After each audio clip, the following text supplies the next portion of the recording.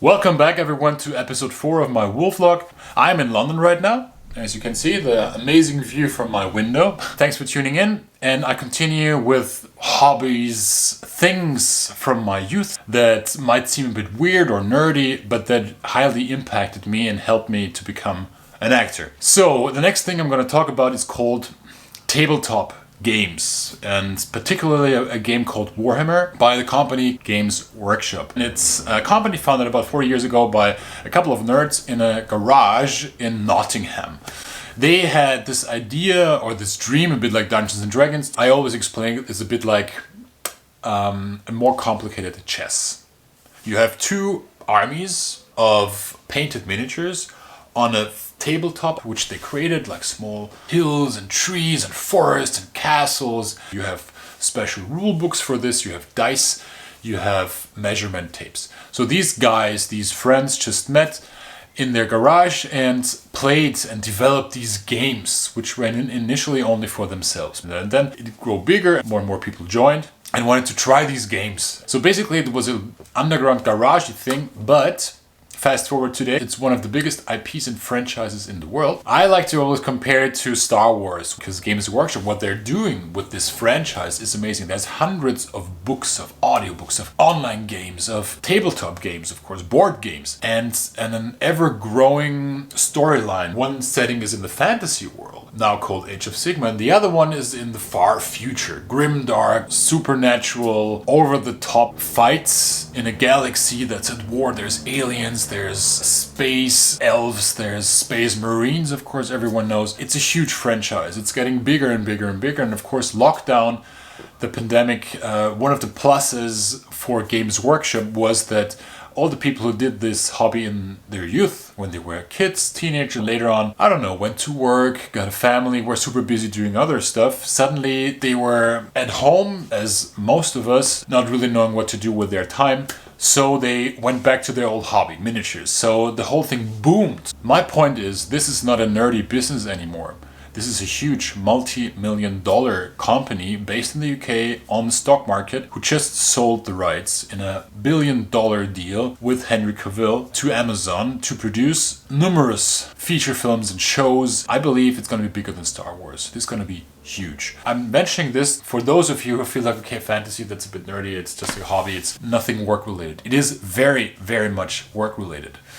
But today I want to talk about how it helped me be the person I am today. For a long time I was not that much interested in gaming. I was more interested in the creative painting, modeling part of the hobbies. I would even participate in international painting competitions because I was so into it, actually. I'll show you one second. I have even a little bit of this stuff here. You get these miniatures, you buy them in a box, you take them out, you assemble them, and then you paint them the way you want. There's of course some suggestions, but in the end it's your creativity. And for example, this is I can focus on this. So there you go. So this, for example, is a Space Wolf Space Marine. You can imagine it's a bit like a Viking in space. They have long beards and they fight against evil. I didn't really care as a teenager about the whole backstory. I just love to paint. It helped me very much to express myself creatively. So I was also sculpting my own miniatures. On the side I was also writing poetry and doing much sports, of course. But these miniatures, they always held a special place in my heart because it felt like a miniature fantasy world, which I was fully in control of. So I could really paint it the way I wanted. And then in the end I had a small army of fantasy creatures or space marines on a self-created tabletop fighting against the army of a friend of mine. And we were a whole group of friends, everyone had their own miniature armies, and it was really much fun. It was very nerdy, but for me it was such a immersive world because it was not something where you would sit back and watch TV and then, okay, it's over, the movie's over, what next? There were no video games.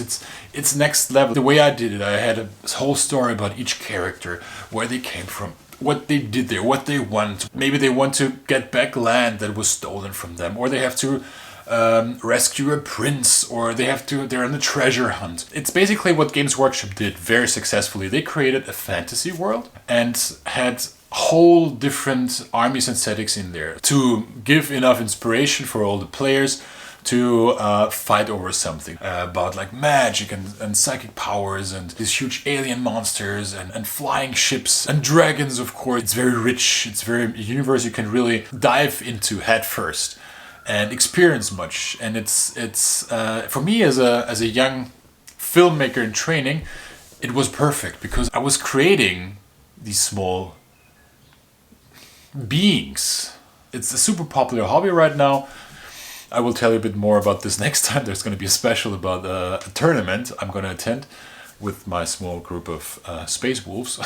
But enough about my teenage years. The thing is, even now as a grown-up actor, it really helps me. Because sometimes when it gets very tough and stressful on set, my first reaction usually is, can I do a workout somewhere? Can I just go for a walk? Can I run? Can I take a cold shower? Which is usually never possible since I'm in costume and makeup. I very often have a small pack of miniatures with me and some paints and sculpting materials, so I will really sit down for 20 minutes, half an hour, and just really sculpt and fully focus on this small little world. And this calms me down so much. This is just really so relaxing to fully detach my brain and my body from what's happening outside the trailer, to really immerse myself into another world and clear my head.